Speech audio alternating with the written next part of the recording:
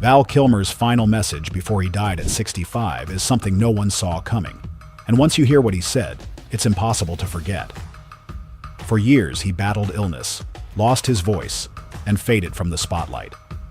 But in his final moments, he recorded something quiet, haunting, and deeply personal. It wasn't meant for cameras. It wasn't part of a movie. According to reports, it was a farewell unlike anything Hollywood's ever seen. And now, pieces of it are finally coming to light. What did Val Kilmer really leave behind? Stick around, because the truth is as heartbreaking as it is powerful. Hollywood says goodbye. News of Val Kilmer's death arrived quietly, but the reaction was immediate and overwhelming. He passed away on April 1, 2025 at the age of 65.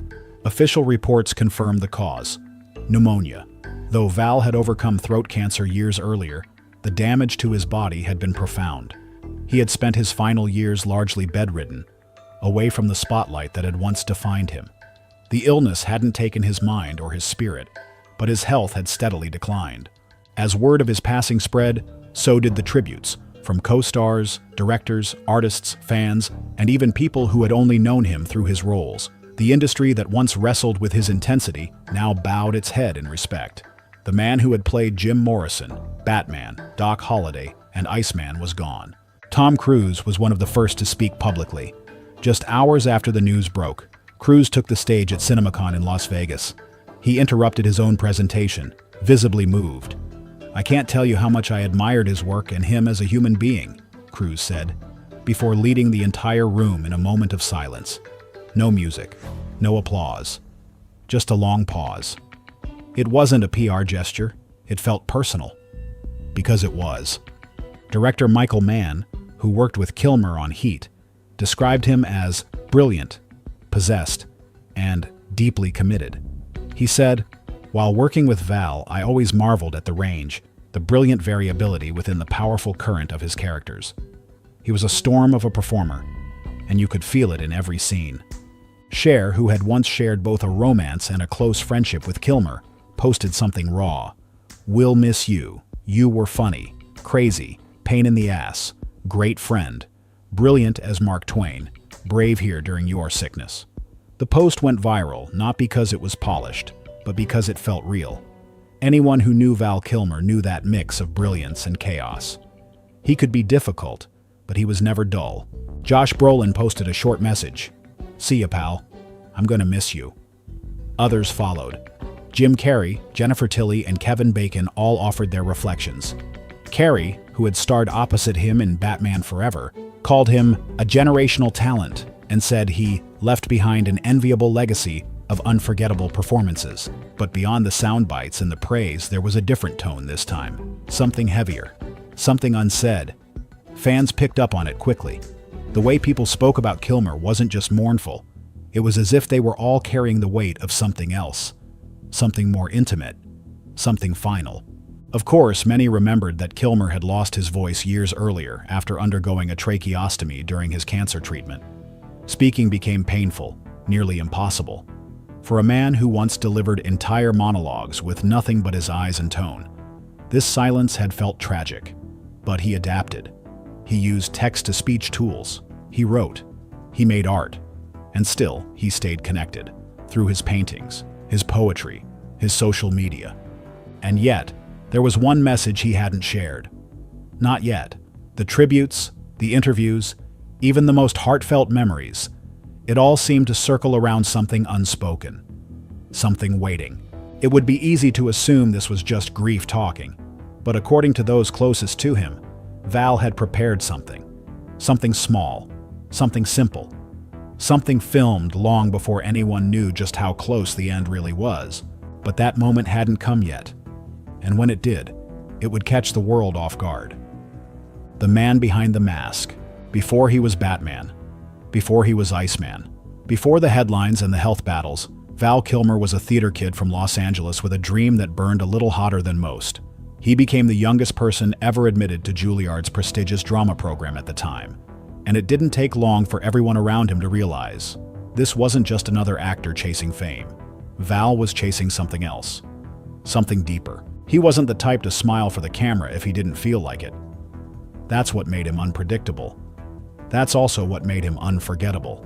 Kilmer broke onto the scene with Top Secret, a goofy comedy that showed off his surprising singing voice and offbeat comedic instincts. But he didn't stop there. He shifted gears in real genius, then transformed into a brooding Jim Morrison in The Doors.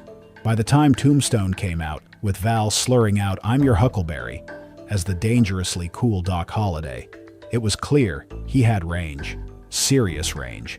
But with that talent came a reputation. Kilmer was known for being intense on set, difficult even. Directors whispered about clashes. Co-stars rolled their eyes behind closed doors. On the set of The Island of Dr. Moreau, things allegedly got so bad that director John Frankenheimer swore he'd never work with Kilmer again. Joel Schumacher, who directed him in Batman Forever, once described him as childish and impossible. Val, for his part, never denied being passionate. He just didn't like to fake it. "I would get upset when I felt a scene was being done poorly," he said years later. "If you're not there to make something great, then why are you even there?" That question followed him throughout his career. He wasn't in it for the game. He wasn't one to play nice just to land another role. He was always chasing something more: truth, art, honesty, and sometimes that pursuit made him hard to handle. But those who really knew him tell a different story. Off camera, he was a painter, a poet, a father, a friend who left long voicemails filled with philosophical ramblings and half-finished ideas. He'd disappear for months, only to return with a stack of photos he took while traveling, or a bizarre short film he shot on his phone. He saw the world differently, and he never stopped trying to capture it. In time, even the public began to see a softer side of him. The release of his 2021 documentary Val cracked open the polished exterior and revealed the complicated, aching artist underneath. Built from thousands of hours of personal footage he'd recorded since the 80s, the film wasn't a comeback. It was a confession of insecurity, of regret, of the life he'd lived and the parts he wished he could relive. You could see it in his eyes. The same intensity that made him difficult on set was the same force that made him magnetic on screen. It wasn't about control. It was about care. He never stopped creating, even when speaking became a struggle. After the tracheostomy, he lost his voice, but not his drive. He continued to write, post online, make digital art, and show up, quietly, in the lives of those who still followed him. And through it all, he kept recording. Snippets, clips, thoughts, not always polished, not always meant for anyone else, just pieces of himself, stored away. That detail would matter later. Because while most people were still focused on the Hollywood image, the capes, the sunglasses, the cool one-liners, Val Kilmer had been documenting something else entirely. Something far more personal, something he wasn't ready to share until the very end. His quiet comeback. By the time Val premiered in 2021, Val Kilmer had already disappeared from the red carpets and magazine covers. But this wasn't a vanishing act, it was a transformation. After years of keeping his health struggles mostly private, the documentary marked the first time he peeled back the curtain and let the world in. And what people saw wasn't just an aging actor. It was a man who had been quietly reinventing himself from the inside out. He didn't sound the same. He didn't look the same. But somehow, he was more himself than ever before. Val wasn't your standard Hollywood retrospective. It was stitched together from thousands of hours of home videos, old audition tapes, behind-the-scenes footage, and deeply personal recordings, most of it filmed by Kilmer himself. This wasn't someone else's version of his story. It was his. Messy, fragmented, poetic, sometimes joyful, sometimes painful. The documentary wasn't trying to restore his image. It was trying to reveal his soul. Audiences were taken aback. People had expected nostalgia, maybe a few heartfelt moments about his early career. What they got instead was a raw look at a man facing mortality, reckoning with his choices, and trying to find peace in the ruins of fame. There were shots of Val struggling to speak, his voice altered by surgery. There were scenes of him laughing, painting, joking with his kids, talking to fans. It wasn't glossy, it was human, and that vulnerability struck a chord. Suddenly, the narrative around Kilmer began to shift. He wasn't just the moody actor who clashed with directors or walked off sets. He was the artist who'd kept creating long after the world stopped watching. The man who lost his voice but found another way to speak. The Hollywood rebel who traded scripts for sketches, red carpets for quiet corners of art galleries. Even the industry began to circle back. He received new recognition, not for a comeback performance, but for his honesty. There was something brave in the way he showed up on screen. Damaged, but still present. Still searching. And that bravery made people look again. What many didn't realize was how long he had been preparing for this shift. Long before the documentary, Kilmer had been recording himself, not just for projects, but for the sake of capturing life. He had boxes of tapes, external hard drives full of unsorted footage, voice memos, video diaries, scribbled notes on the backs of scripts. For years, he had been archiving moments. Not all of it made sense. Not all of it was usable, but it was there. A record of a life lived loudly, then quietly. Those closest to him said it wasn't about legacy. It was about expression. When speaking became difficult, he found other ways to communicate. Through his artwork, through posts online, through one-on-one conversations with friends and fans, sometimes just with a look. And while most of the world assumed he had stepped away from the spotlight, the truth was, Val never stopped performing. He had just changed the stage. The release of Val didn't launch a second act in the traditional sense. He wasn't signing on to new blockbusters or booking talk shows. But it opened a door. People were listening again, watching again. And in that space, he kept creating. Quietly, carefully, and privately. There were moments in Val that felt like a goodbye, but they weren't. Not yet. The film may have been his most revealing work, but it wasn't his last. Somewhere in the midst of all those recordings, all those thoughts he tucked away for later, there was one message he hadn't shared. And that message would become the moment no one saw coming. The Iceman returns. In 2022, Val Kilmer made what many considered his last cinematic appearance. And it was exactly the kind of full-circle moment that Hollywood usually only dreams up. 36 years after he first suited up as Tom "Iceman" Kazansky in Top Gun, he returned for the sequel, Top Gun: Maverick. But this time, the swagger was gone. The sharp jawline, the smirk, the challenge in his eyes, it had all softened. What replaced it wasn't weakness, though. It was gravity. The decision to include Iceman in the sequel wasn't just nostalgic fan service. It was a tribute, a farewell, and perhaps, in Val's case, a carefully chosen curtain call. His appearance in the film is brief, but unforgettable. Iceman, now an admiral, is dealing with a serious illness, mirroring Kilmer's real-life health struggles. He can no longer speak much, instead communicating through typed words on a screen. When he finally does speak aloud to Maverick, it's just a few lines, aided by AI technology that recreated his voice using archival recordings. The voice sounds like Val, but it's not exactly Val. And somehow, that uncanny blend makes the moment hit even harder. Tom Cruise and Kilmer didn't rehearse the scene over and over. According to those on set, they barely needed to. The weight of real-life friendship, the passage of time, and everything Kilmer had endured brought a quiet intensity to the scene. You could feel it before a word was spoken.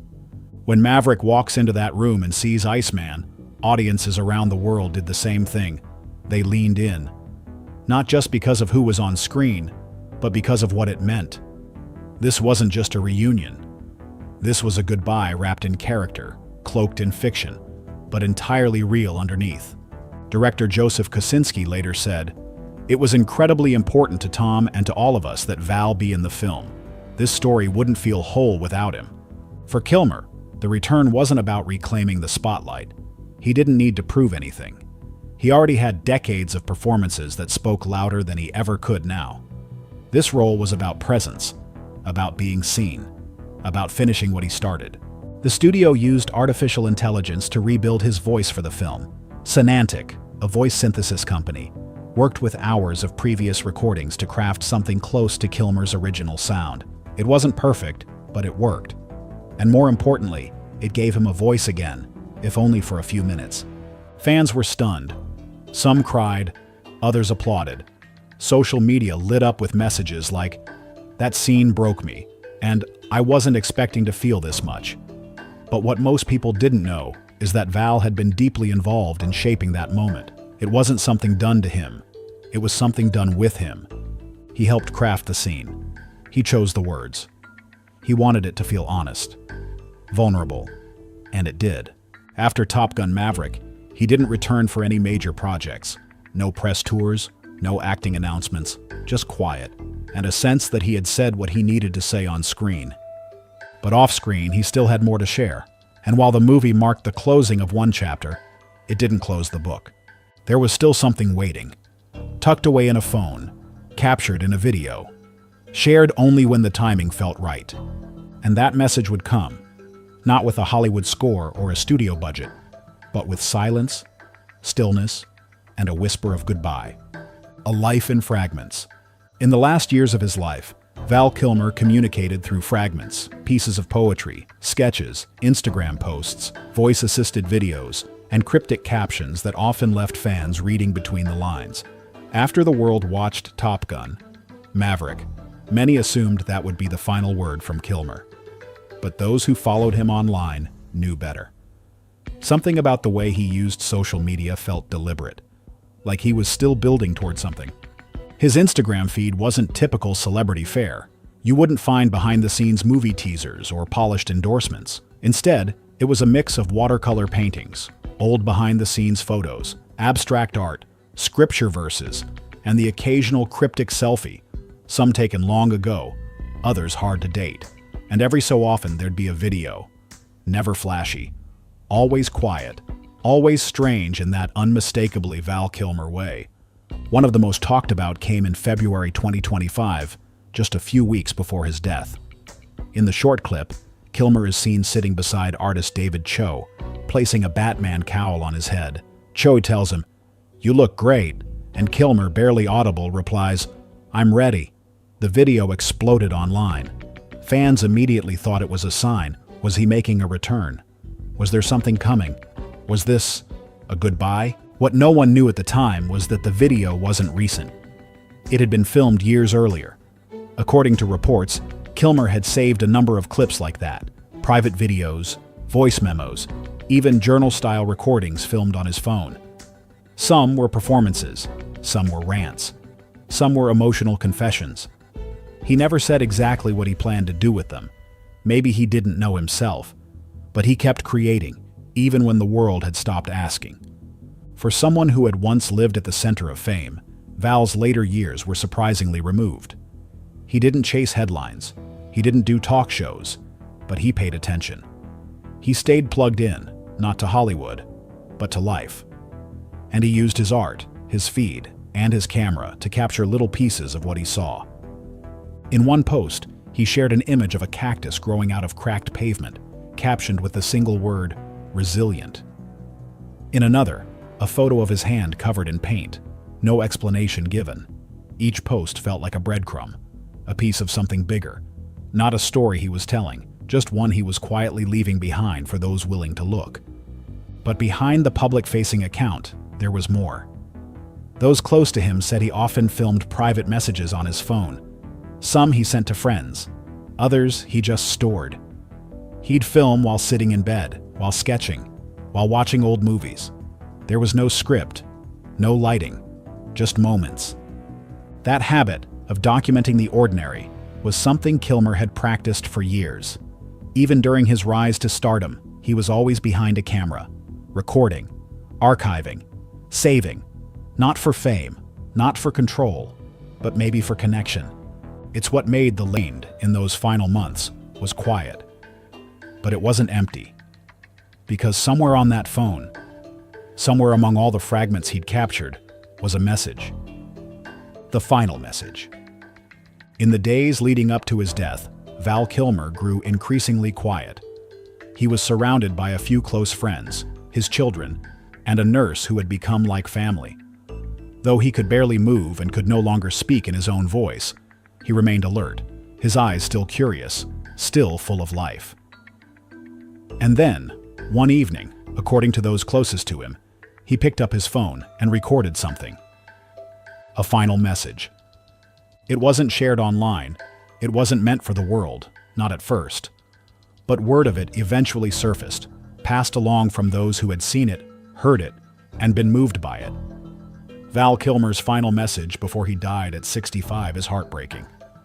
Using his AI-assisted voice, Val said softly, "If you're hearing this, I've already left. But don't be sad. I've lived 1,000 lives, and I loved them all, even the hard ones." He paused, then added, "The silence never scared me. What scared me was not being heard, but you heard me. That's enough." He ended with a whisper, barely audible even with voice assistance. "Thank you. I love you all. Don't forget to dream." The message was short, but haunting. No dramatic music, no background. Just the sound of a man who had spent his life transforming into other people, finally speaking as himself. According to reports, ABC World News Tonight anchor David Muir addressed the story, saying, "This is so sad, but it reminds us of the depth of a man we thought we already knew." The message, according to insiders, wasn't meant to go public. It had been saved on his phone, discovered later by family, and shared quietly among those who loved him. And perhaps that made it even more powerful because it wasn't for headlines or legacy. It was for closure, for connection. This wasn't a grand Hollywood ending. There were no cameras, no scripts, no lights. Just Val, stripped of everything except his thoughts and the soft glow of a phone screen. Val Kilmer's final message before he died at 65 is heartbreaking, not because of its sadness, but because of its honesty. It captured everything he was, a performer, a poet, a man who fought for his voice, then found another way to speak. In the end, it wasn't about the roles. It wasn't about the fame.